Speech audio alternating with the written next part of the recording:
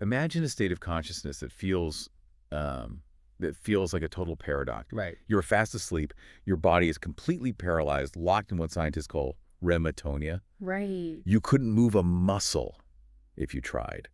You are dead to the world. But inside your skull, something impossible is happening. The lights turn back on. Exactly. Your prefrontal cortex, the logical, analytical manager part of your brain that usually just shuts off when you dream, suddenly flickers online. It wakes up, Yeah. you look around and you realize, wait a minute, this isn't my bedroom. I'm flying over a neon city made of glass. And you know with absolute certainty that you are dreaming. You aren't just a passive observer anymore.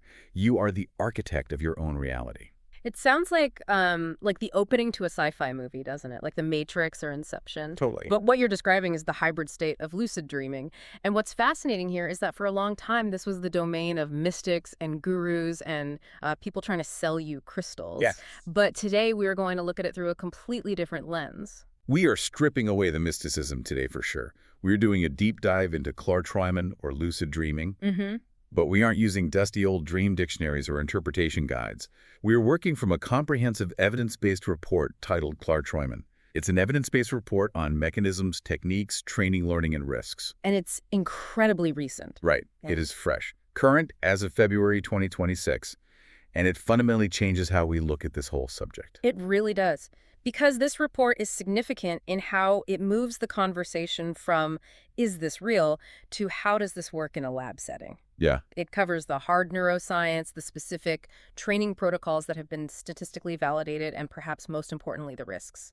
Because as we'll see, messing with your sleep cycle isn't without consequences. And that is our mission for this deep dive. We want to hand you the manual. We want to look at what actually works to induce this state according to the data and what you can actually do once you are there. Right. It's not just a party trick. Yeah. Exactly. The sources suggest it's not just for flying around like Superman. We're talking about motor skill learning, overcoming chronic nightmares, and maybe even understanding the nature of consciousness itself. So if you've ever wondered what your brain is capable of when you think it's off, you are definitely in the right place today. Okay, let's unpack this. Yeah. Before we get into the how-to, which I know everyone listening is waiting for, we have to address the skepticism. For sure. For a long time, scientists thought lucid dreaming was absolute nonsense. They thought people were just waking up, hallucinate a bit, and falling back asleep. How do we know scientifically that this is a real, distinct state of being? That is the fundamental question. The problem with dream research has always been reliance on retrospective reports. Right, you wake up and tell me what happened. Exactly. But human memory is faulty. You could be making it up, or your brain could be completely distorting the memory as you wake up. Yeah. The breakthrough came when researchers realized they needed a signal from inside the dream while it was happening. Like a message in a bottle sent from the dream world. In a way, yes. We know that during REM sleep, rapid eye movement sleep, the body is paralyzed to prevent us from acting out our dreams. Which is a good thing, so we don't jump out of windows. Right. It's the safety mechanism called rematonia. But there is an exception to that paralysis. The eye muscles. Your eyes are darting around under your eyelids. Hence the name rapid eye movement. Precisely. So in the late 70s and early 80s, clever researchers came up with a protocol. They told trained lucid dreamers, when you realize you are dreaming, don't just fly away. Do something specific. Yes, look left then right, then left then right. A specific pre-agreed code. And they hooked them up to machines to verify this. They used an electroculogram, or EOG, to measure the eye movements while simultaneously using an EEG to monitor the brain waves. Okay. And the results were undeniable. The EEG showed the brain was definitely in REM sleep, deeply asleep. But the eyes. But the EOG showed that specific left-right signal. It was the first objective proof that someone could be physiologically asleep but psychologically awake and acting with deliberate agency. That is absolutely wild. It's like Morse code from the subconscious. And it gets even better. The source material references a multi-lab study that took this to the next level with bidirectional communication. Meaning the researchers could actually talk back to the dreamer. Yes, they didn't just wait for a signal. They asked the dreaming subjects questions. Simple math problems like what is 8 minus 6, or simple yes and no questions. While they were asleep. While still in verified REM sleep. And the dreamers answered. They answered using those eye signals or by contracting specific facial muscles like smiling or frowning, which were measured by electromyography sensors. So you have a person lying in a bed, eyes closed, fast asleep, and they're doing math problems, being whispered to them by a scientist and answering with their eyes. Correct. It completely shatters the old idea that sleep is a passive shutdown of the brain. It proves that high-level cognition, hearing processing, calculating, and motor planning can occur within the dream state. Speaking of high-level cognition, let's look at the hardware for a second. When these people become lucid, what is actually happening in their brains? Does the whole brain just light up? Not exactly. The report discusses fMRI and EEG findings that compare normal REM sleep with lucid REM sleep. Yeah. In a normal dream, your prefrontal cortex, the part right behind your forehead that handles logic and critical thinking, is mostly offline. Right. That's why you can be having tea with a giraffe in your childhood kitchen and your brain just accepts it. Exactly. There's no logic checker running in the background. You just accept the bizarre reality. But when lucidity hits, we see a reactivation of specific areas. Which ones? The frontopolar cortex and the precuneus, which is a part of the parietal lobe, light up. These are areas associated with self-reflection, metacognition, or thinking about thinking and agency. So it's literally the critical faculties coming back online while the sensory hallucination of the dream continues playing. It's a true hybrid state. You have the immersive hallucinations of REM, but the logic of being awake. There's another layer to the neuroscience we touched on briefly, the brain waves. We mentioned the EOG and EEG, but specific frequency bands are really important here. Yes. Normal REM sleep is characterized by theta waves, but lucid dreaming often shows a massive spike in gamma band activity. It's gamma band. Around 40 hertz in those frontal areas. And 40 hertz is a high frequency. It is very high. Gamma waves are associated with binding information together with peak focus and with consciousness itself. Finding gamma waves in the middle of REM sleep is like finding a lit campfire in the middle of the ocean. It shouldn't be there. It absolutely shouldn't be there, but it is. It's just a highly integrated state of information processing. Which explains why people report lucid dreams feeling more real than reality. The colors are brighter, the sounds are crisper. Exactly. Your brain is running the simulation engine at maximum capacity with the critical awareness fully engaged. It's high-definition dreaming. And the source emphasizes a crucial distinction here that we need to make for the listeners. The difference between lucidity and control. Oh, that's a massive point. Lucidity is insight. I know I am dreaming. Control is agency. I can change the color of the sky or summon a Ferrari. Right. The report notes that these are separate metrics on scales like the lucid scale. You can have high insight, knowing perfectly well you are dreaming, but zero control. You might be stuck in a nightmare knowing it's a dream, Yeah. but unable to change the monster into a puppy. And that can be terrifying, honestly. Lucid, but totally helpless. Yeah, that sounds awful. It can be. But usually the insight itself reduces the fear. The main point is control is a skill you build after you achieve the state of lucidity. It's not automatic. Okay, so we know it's real.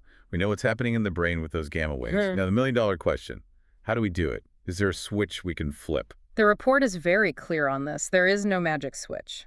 Lucid dreaming is a learnable cognitive skill, like playing the piano or learning a language. So it takes practice. And like those skills, it requires a training chain. You can't just jump to the end result. The source material actually lays out a flow chart for this, which we will get to in the training plan. But it starts with a prerequisite that I think discourages a lot of people. Step 1 is dream recall. I talk to people who say, I just don't dream. Everyone dreams. If you sleep, you dream. You just don't remember them. And the source uses a very strict logic here. If you cannot recall at least 3 dreams per week, you are not ready for advanced training. Why is that number so specific? 3 dreams a week. It's about the feedback loop. Imagine you manage to become lucid tonight. You have an amazing experience flying over the city, but then you wake up and poof, it's gone. You don't remember any of it. Right. Did it happen? For all intents and purposes, no. You cannot train a skill if you cannot remember practicing it. So the first tool in the arsenal is the dream diary. The dream diary is non-negotiable. And it's not just about recording. It's a profound signal to your brain. By spending 10 minutes every morning writing down whatever fragments you remember, you are telling your hippocampus this data is important. Don't throw it out with the daily garbage. Over time, your recall improves dramatically. Let's circle back to the dream diary for a second. Yeah. You said it's non-negotiable, but I feel like a lot of people tried for 2 days and stopped because they just write down, I don't know, something about a pizza. Yeah, that happens all the time. How do you actually keep a useful dream diary? That's a great question because the quality of the data really matters. The source suggests a specific protocol, even for the journaling. When you wake up, don't move. Don't move at all. Don't move a single muscle. The moment you move, sensory input from your physical body floods the brain and washes away the delicate dream memories. Okay. Lay perfectly still, keep your eyes closed, and literally drift back through the last few minutes. Try to grab onto a feeling or an image. Okay, so I'm lying there. I don't move. And I remember a blue cat. Right. Grab the blue cat. Then ask yourself what happened before the blue cat. And who was with the blue cat? You unspool the thread backwards. Oh, I see. Once you have a scene, then you write it down. And you don't just write blue cat. You write down the emotions, the colors, the exact location. Because you are looking for those dream signs, right? Exactly. If you just write pizza, you miss the data. If you write, I was eating a pizza, but the cheese was made of blue slime, and my third grade teacher was serving it in the space station, now you have data. That's a lot of data. You have 3 potential dream signs: blue slime, third grade teacher, and space station.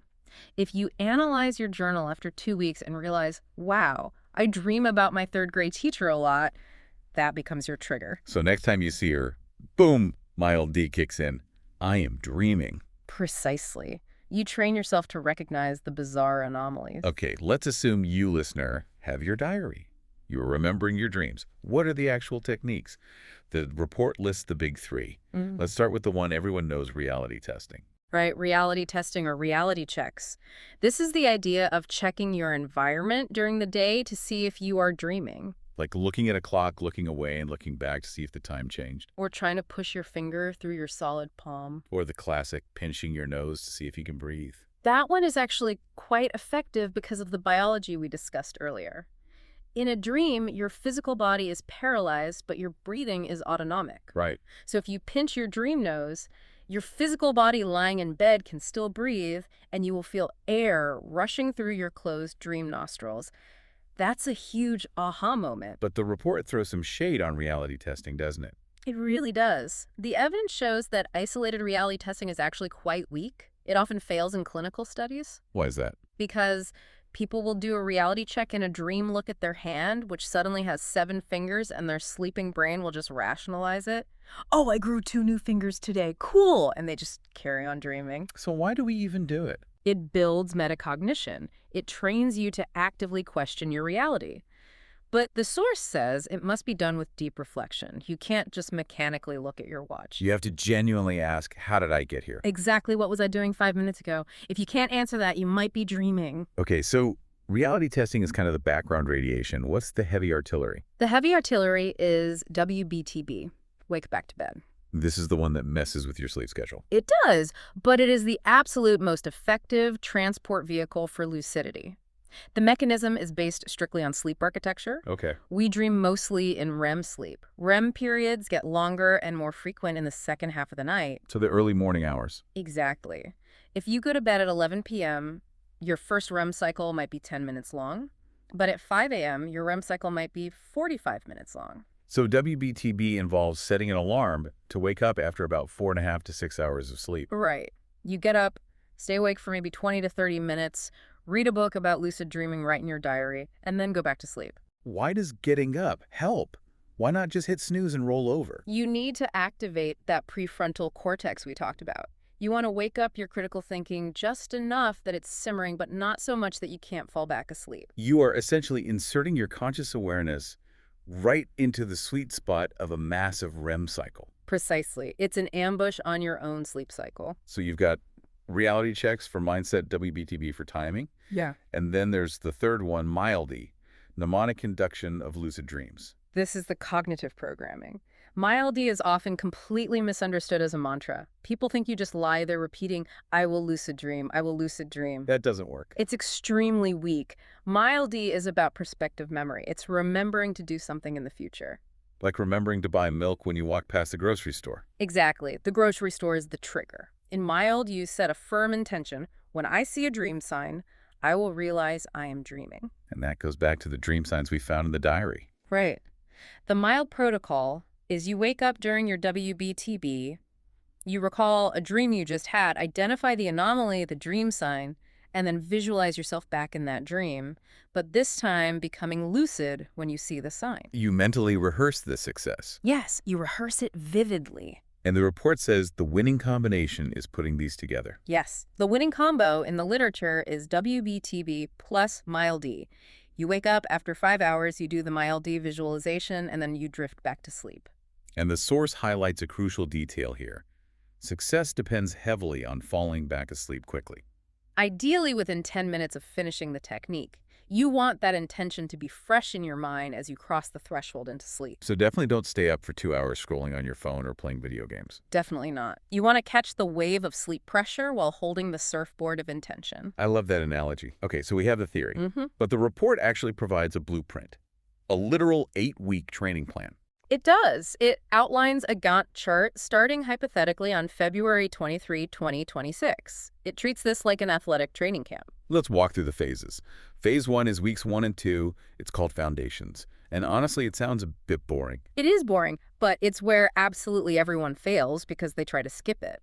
Phase 1 is entirely focused on dream recall and schlaf hygiene, which is sleep hygiene. Why is sleep hygiene part of lucid dream training? Because a tired brain doesn't lucid dream well. It just wants deep, restorative, non-REM sleep. If you are exhausted, your brain will skip the fun REM stuff to prioritize pure physical recovery. Makes sense. So weeks 1 and 2 are about stabilizing your sleep schedule and getting that recall up to 3 dreams a week minimum. You also start doing 6 to 10 reality checks a day just to build the habit. Okay, so you've eaten your vegetables, you're sleeping well, you're journaling.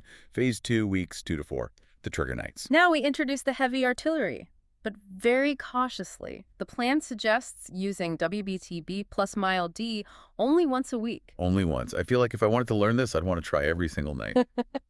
That is the overdose risk the source explicitly warns about. WBTB involves intentional sleep interruption. If you do it every night, you will quickly become sleep deprived. Right. Your cognitive performance at work will suffer, and ironically, your ability to lucid dream will completely tank because your brain is exhausted. So one night a week, maybe a Friday or Saturday, you do the full protocol. Exactly. Treat it like a long run in marathon training. You don't run a marathon every single day. Moving on to phase 3, weeks 5 and 6. Optimization and stabilization. It's interesting.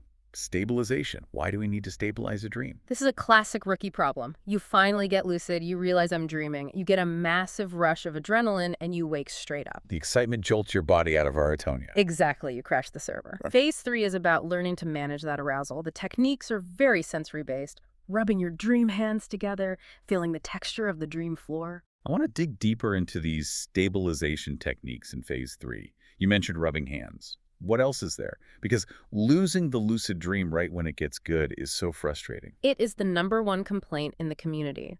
Another incredibly powerful technique mentioned in the literature is spinning. Like a ballerina. Yes, literally spinning your dream body in fast circles. It sounds totally counterintuitive, but the sensation of motion stimulates the vestibular system within the dream schema. It forces the dreaming brain to rapidly construct a stable 3D environment to make sense of the spinning input. Often when a dream starts to fade, vision gets blurry, things go black, spinning can entirely reboot the visual scene. That is fascinating. It's like refreshing a web page. It really is. And another technique is verbal commands. You can literally shout at the dream, clarity now or stabilize. You just shout at your own brain. You do. And because in a dream expectation creates reality, shouting a firm command often forces the brain to comply.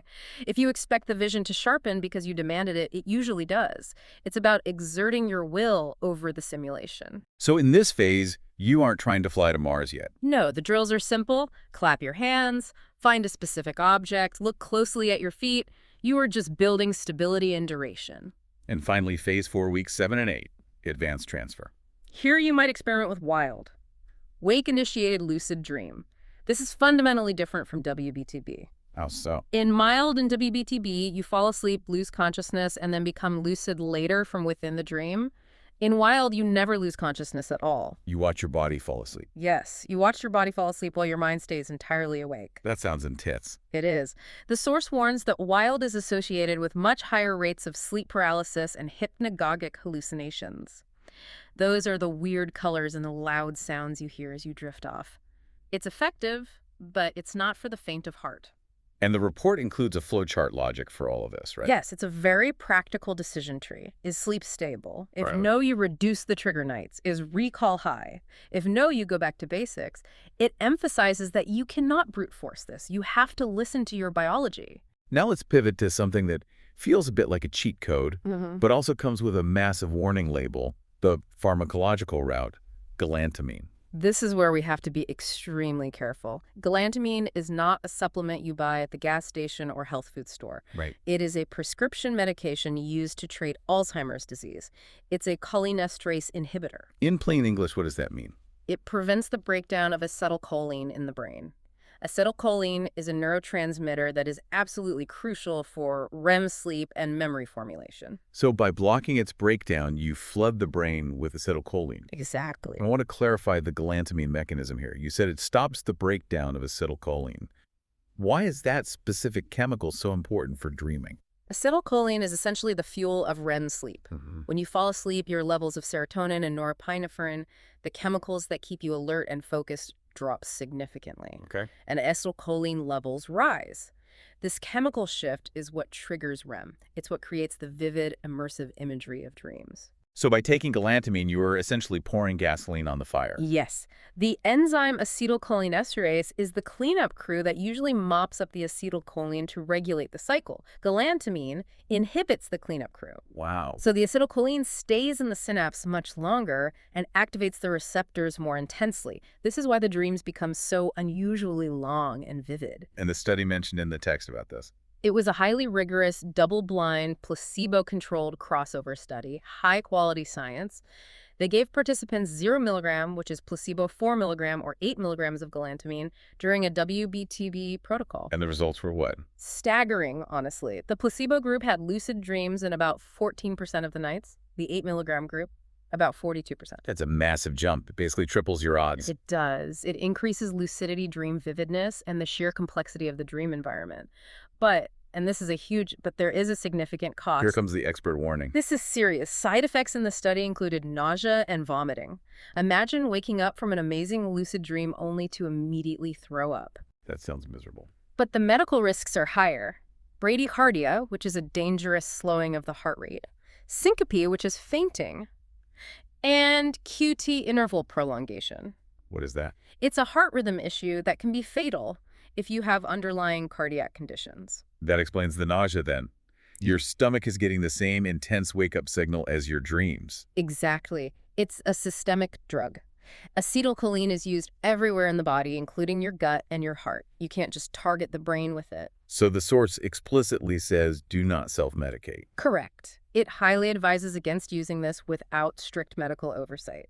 It is not a daily driver. It shouldn't be used casually. And if you have any heart issues. It is absolutely off the table. It's a powerful tool for lab research, but as a consumer life hack, it's dangerous. Okay, loud and clear on that. Don't play pharmacist with your heart. Let's move to the why. Why go through all this trouble? The journals, the 4 a.m. alarms, the reality checks. Is it just to have fun flying around? Fun is valid, but the source points to applications that are much more profound. The strongest evidence in the report is for motor skill learning. The simulator theory. Yes. The theory is that simulated movement in a dream activates the exact same sensoromotor areas of the brain as waking movement. Really?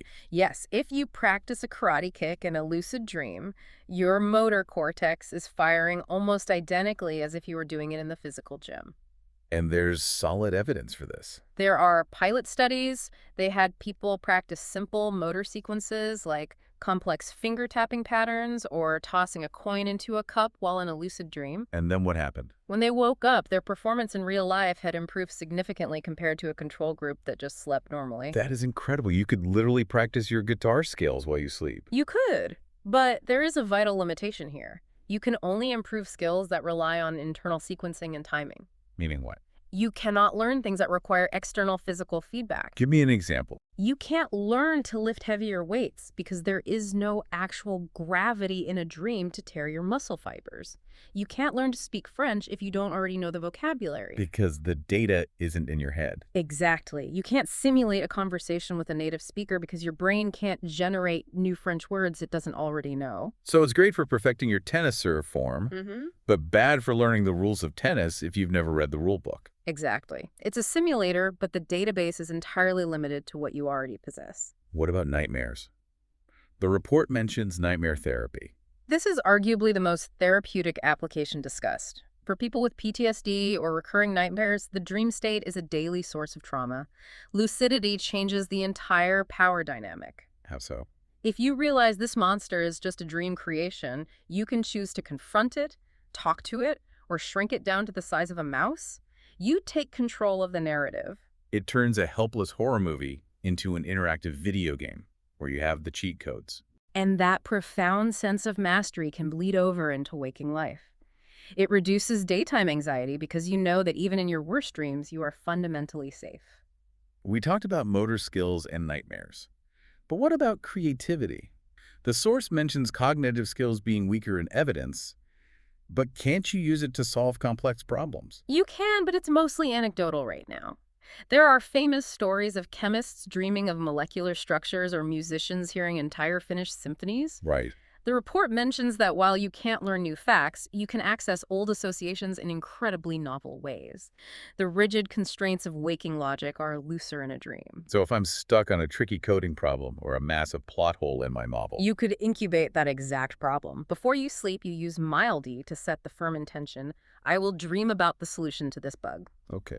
In the lucid state, you can actually summon a mentor character, which is just a projection of your own subconscious knowledge, and literally ask them, how do I fix this? You're asking yourself, but accessing a part of yourself you can't readily reach when you're awake. Precisely. You're brainstorming with your own subconscious without the usual filter of, that's a stupid idea. It allows for brilliant lateral thinking that is hard to force during the day. This all sounds amazing, but we have to look at the other side of the coin too. The risks. We mentioned the heart issues with galantamine, but what about the actual training practice itself? Is there a dark side to lucid dreaming? The biggest practical risk is simply severe sleep disruption. We talked about the Schlaf hygiene paradox earlier. Right. To induce lucid dreams, especially with WBTB, you are intentionally fragmenting your rest. Exactly. Which makes you tired, grumpy, and noticeably less sharp the next day. If you are an air traffic controller or a surgeon, maybe don't do WBTB on a work night. The cognitive cost of sleep deprivation is very real. And then there's sleep paralysis. We touched on this, but let's go deeper. The source notes a strong positive correlation between frequent lucid dreaming and sleep paralysis. Yes, techniques like WILD, where you keep your mind awake while your body falls asleep, basically surf the very edge of sleep paralysis. It can be terrifying. You are totally awake, you can't move a muscle, and your brain, because it's in a half-dream state, often hallucinates a dark presence in the room. The classic intruder hallucination. Yes, it is the basis for centuries of ghost stories and alien abduction myths. But the source emphasizes psychoeducation here. Meaning understanding what's actually happening to you. Yes. If you logically know what it is, you tell yourself, this is just REM atonia, my brain is safe, this will pass in a minute, it loses its terror. It becomes just an annoying biological glitch rather than a supernatural attack. What about mental health? Is there a risk of losing touch with reality? There are valid concerns about dissociation, blurring the lines between waking reality and dreams. The source explicitly advises that people with a history of psychosis, derealization, or severe anxiety should be very careful. Because if you already struggle to determine what is real, making your dreams feel as vivid as waking life might not be helpful at all. Exactly. For those individuals, induction should really only be done with professional therapeutic guidance. It absolutely shouldn't be a solo DIY experiment. So if we look at the big picture here, we have a scientifically validated state. We have a strict protocol to get there. We have a list of risks to manage. It really comes down to your intent. If you approach this with discipline, respecting your sleep, keeping the diary, following the protocol, it's a safe and endlessly fascinating exploration. But if you treat it as a game and ignore your body's need for rest, you'll just burn out. Yes, it's not about controlling every single moment of your sleep. No, it's about opening a door. It's about realizing that the 30% of our lives we spend sleeping isn't just dead time. It's a unique state of consciousness that we can access, explore, and actually use. It's the ultimate sandbox mode for the human mind. It is.